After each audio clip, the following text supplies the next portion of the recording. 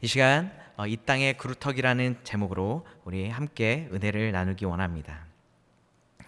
여러분 혹시 그루터기가 뭔지 아시나요?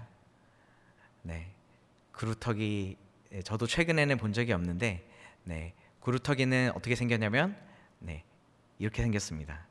네, 그루터기의 정의는 나무를 베고 남은 밑에 부분, 밑동 부분입니다. 나무를 베면 밑에 있는 두꺼운 뿌리 부분만 남는데 이것을 그루터기라고 합니다. 그런데 여러분이 사진으로 보셔서 아시겠지만 그루터기를 보고 살아있는 나무라고 보기는 어려울 것 같습니다. 멋있게 솟아 있어야 할 기둥은 잘려 있고요. 길게 팔을 뻗고 거기에 열매를 맺고 잎을 맺어야 할 가지들도 다 잘려 있는, 어찌 보면 생명이 없는 것처럼 보이기도 하고요. 이제는 그 기능들을 다 잃어버려서 열매도 빼앗기고 멋진 기둥도 없어져서 더 이상 쓸모가 없는 것처럼 보이는 것이 그루터기입니다. 현재 한국 교회의 상황은 마치 저 모든 것들이 잘려나아가 죽은 것처럼 보이는 그루터기와 같습니다. 많은 사람들이 현재 한국 교회에는 지금 큰 위기가 왔다고 이야기들을 합니다. 도표를 한번 보시겠는데요. 도표를 보시면 2010년부터 2019년도까지 우리 대한예수교 장로회 통합 측의 인구가 어떻게 줄어드는지를 볼 수 있습니다. 2010년도에서부터 2019년도까지 작년 코로나가 발생하기 전까지의 상황이죠. 그때까지 어떻게 인구가 줄어들었냐면 약 35만 명의 우리 신자들이 신도들이 성도님들이 교회로부터 나가는 안타까운 일들이 발생했습니다. 그런데 이 큰 위기와 이런 이탈의 중심에 안타깝게도 누가 있냐면 바로 우리의 다음 세대들이 있다라는 것을 볼 수 있습니다. 옆에 잘 보이시지 않으실 수도 있는데 주일학교 중고등부 학생 수의 감소치가 써 있습니다. 중고등부 학생들이 2010년에는 약 18만 명 정도의 친구들이 우리 예수님을 믿고 교회에 다니다가 2019년 코로나가 발생하기 전 해까지는 11만 명으로 줄어든 것을 볼 수 있습니다. 35만 명이 줄어든 가운데 약 7만 명이 우리의 다음 세대 중에서 청소년들이 사라졌습니다. 이 표에는 나와 있지 않지만 제가 다른 자료, 우리 예장 통계위원회 자료에 들어가서 봤는데 이 시기에 영유아 그리고 유치들은 얼마나 줄었냐면 약 3만 정도가 줄었습니다. 그리고 초등학교 1학년부터 6학년까지 유년, 초등, 소년의 학생들은 약 7만 명 정도가 줄어들었습니다.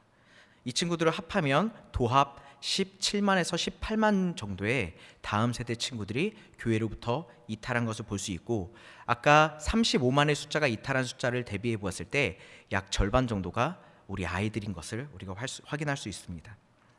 그런데 이 통계 가운데서 놀라운 것은 물론 이제 코로나로 말미암아 더 많은 수가 줄어들었지만 오랜 시간 이 교회의 아이들이 감소하는 이 추세는 어느 한순간에 어떤 사건을 계기로 급속도로 줄어든 것이 아니라 매해 꾸준히 점차적으로 줄어들었다는 것을 볼 수 있습니다.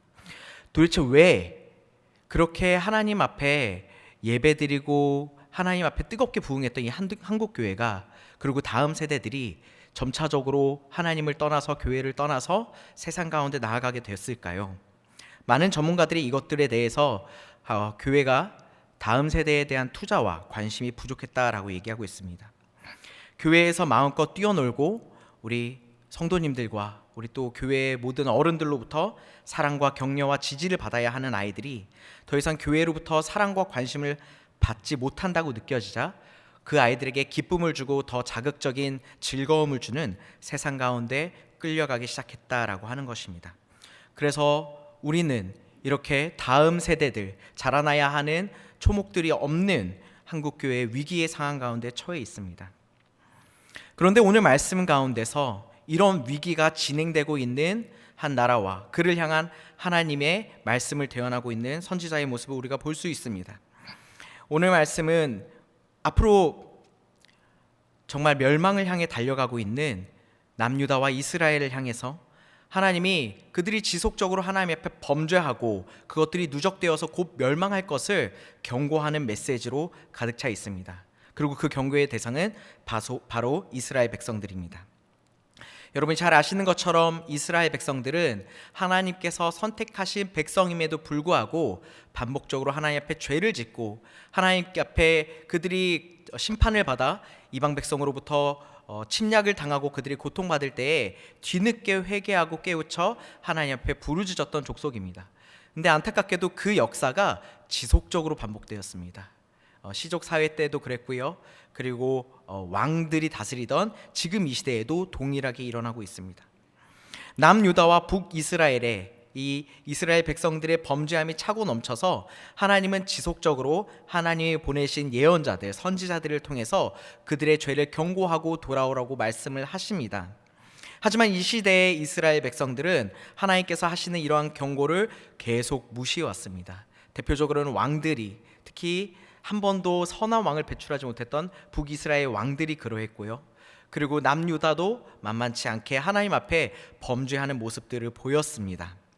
하나님께서는 오늘 하나님의 택하신 예언자 이사야에게 이 땅을 향해 하나님께서 내리시는 엄한 심판에 대한 경고를 이야기하고 있습니다.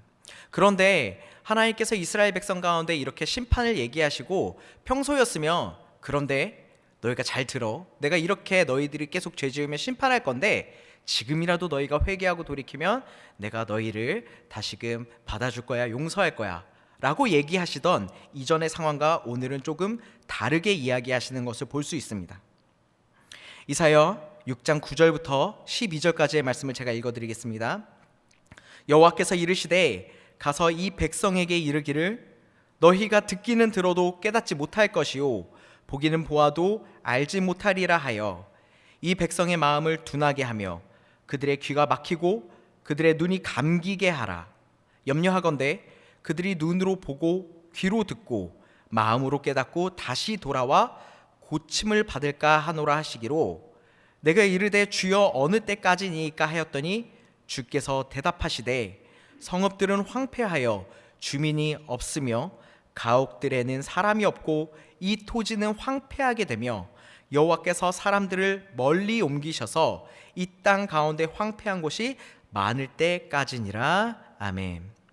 아까도 말씀드린 것처럼 이스라엘 백성들아 너희가 이렇게 죄를 지었으니 나에게 돌아오라. 그러면 너희가 괜찮아질 거야 라고 평소에 말씀하시던 화법과 전혀 다르게 이사야야 너는 가서 그들 가운데 말할 때 이렇게 그들이 멸망할 거라고 얘기해라. 하지만 내가 지금 염려하는 것은 무엇이냐면 너의 경고, 내가 너를 통해서 하는 그 심판의 경고를 듣고 이들이 눈이 열리고 귀가 뜨이고 마음이 열려서 회개할까 봐 걱정이 된다. 그래서 그들의 눈을 닫게 하고 귀를 닫게 하고 마음을 닫게 해서 그들이 돌아오지 못하게 하라라고 오히려 그들 가운데 회개하고 돌아올 기회를 박탈하시는 하나님의 모습을 볼 수 있습니다.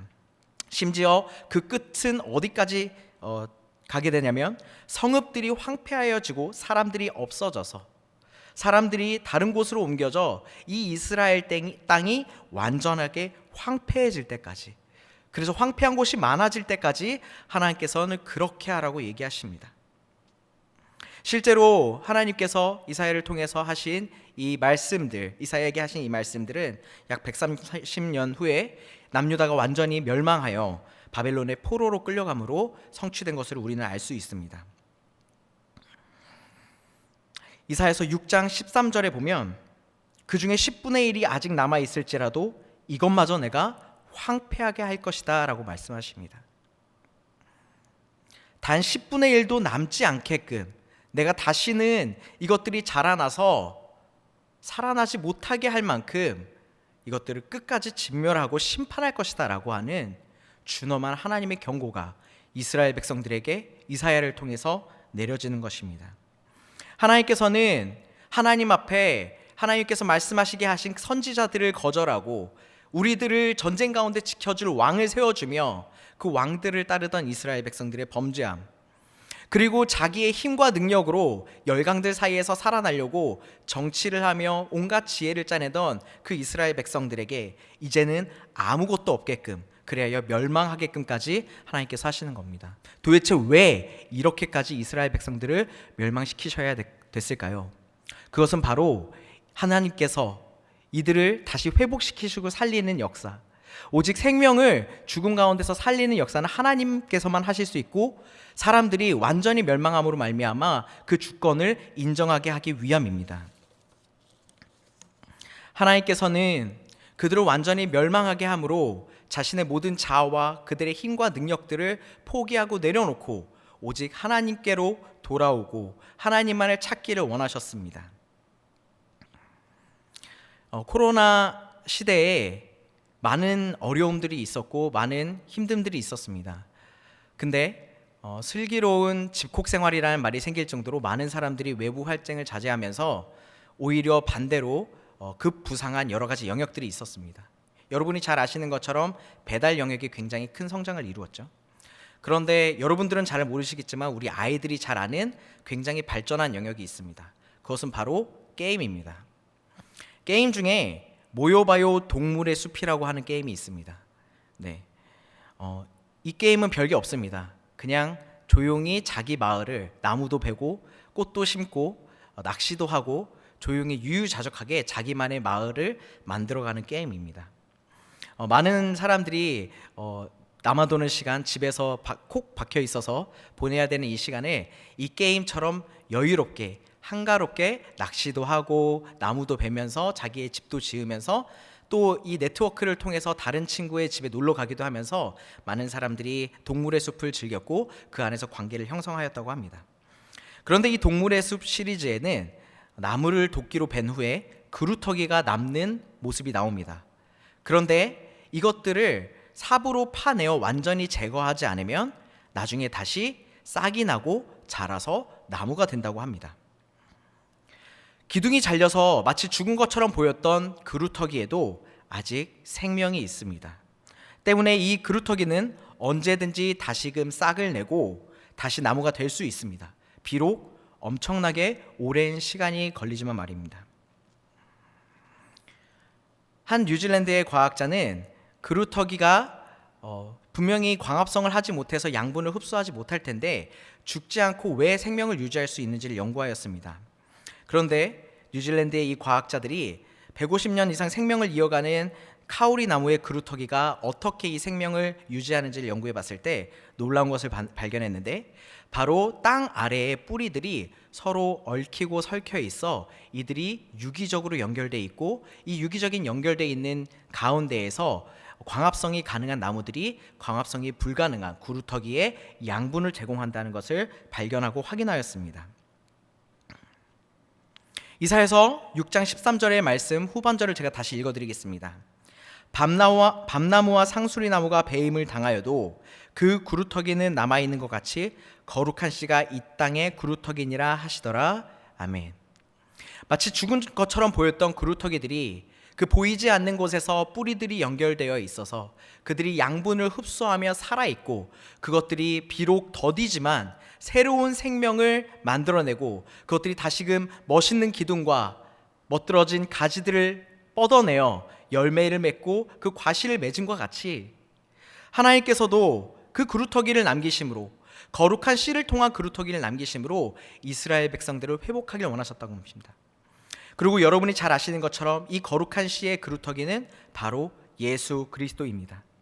하나님께서는 이스라엘 백성과 북이스라엘과 남유다가 완전히 하나님 앞에 범죄함으로 멸망시키셨지만 그걸로 그들을 끝내는 것이 아니라 500여 년 후에 그들을 통해서 예수 그리스도가 나게 하시고 예수 그리스도께서 제자들 가운데 하나님의 복음을 전하게 하시고 하나님의 나라를 전하는 사역을 하게 하심으로 더 나아가 유대인들뿐만 아니라 이방인들 그리고 지금을 살아가는 우리에게까지 죄로 말미암아 죽을 수밖에 없는 우리에게까지 생명을 다시 주셨습니다.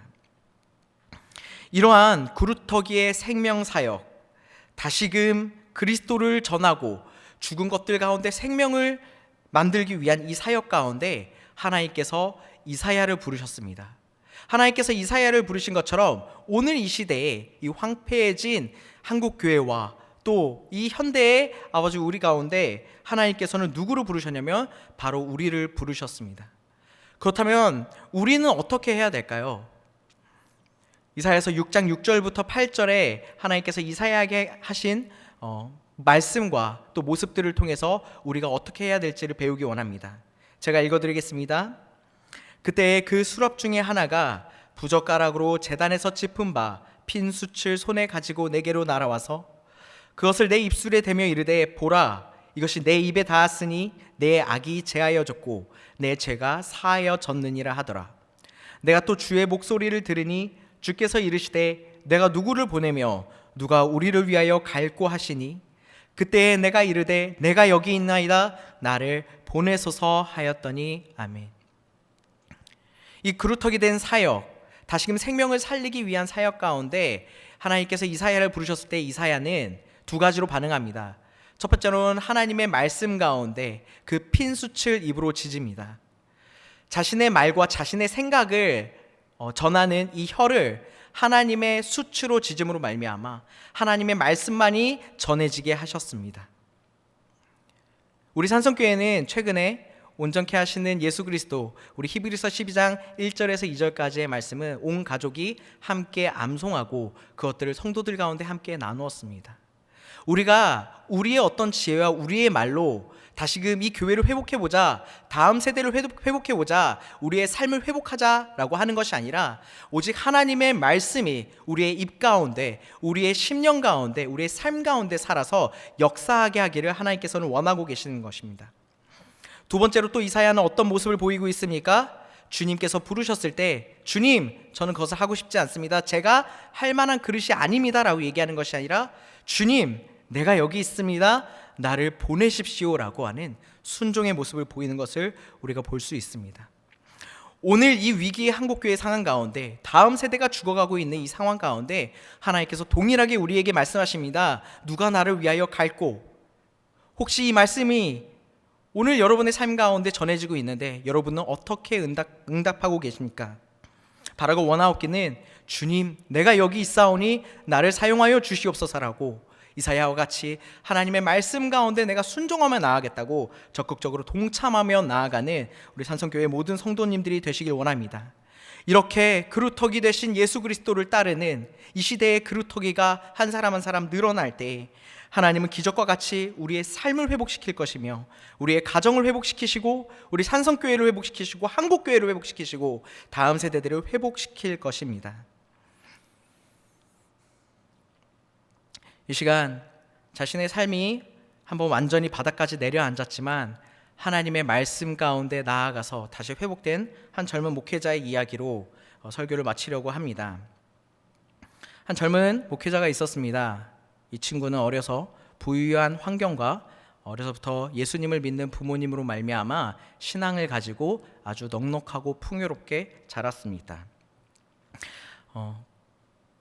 그렇기 때문에 부족함이 없어서 다른 사람들한테 베푸는 것도 잘했고, 그리고 사람들로부터 많은 인정과 사랑을 받았습니다.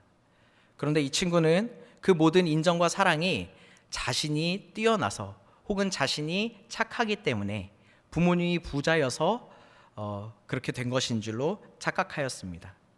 그가 사역을 할 때에도 그래서 그 자신감을 가지고 사역을 하면서 많은 열매들을 맺은 것처럼 보였습니다. 아이들이 교회를 찾아오고 선생님들이 은혜를 받았다는 말을 하고 이곳저곳 교회에서 그를 스카우트하고 심지어는 해외에 있는 여러 교회의 강사로서 강습회도 다녔습니다.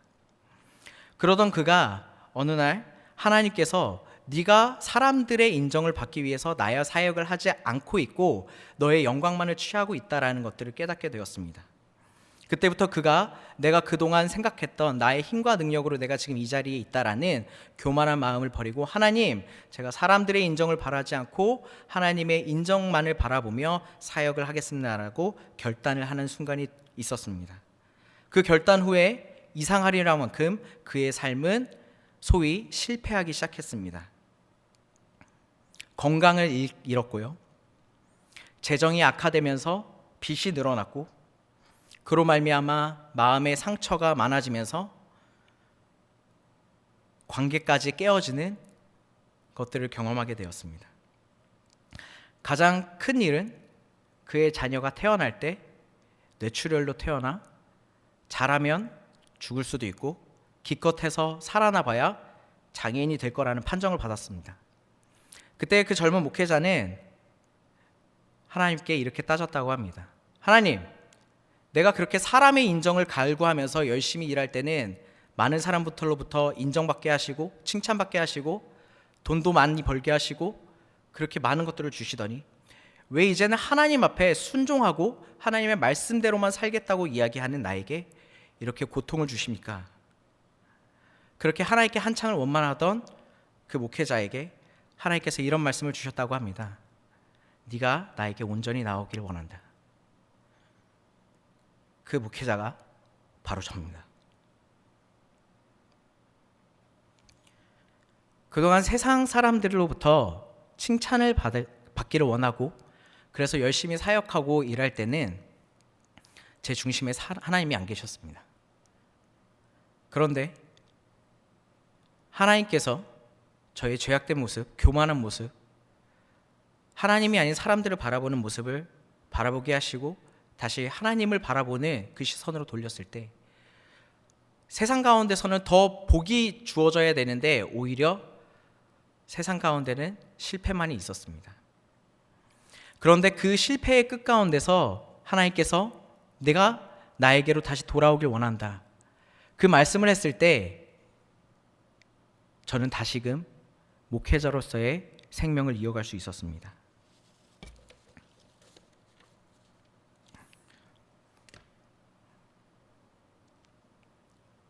여러분, 혹시 여러분 코로나 때문에 힘드십니까?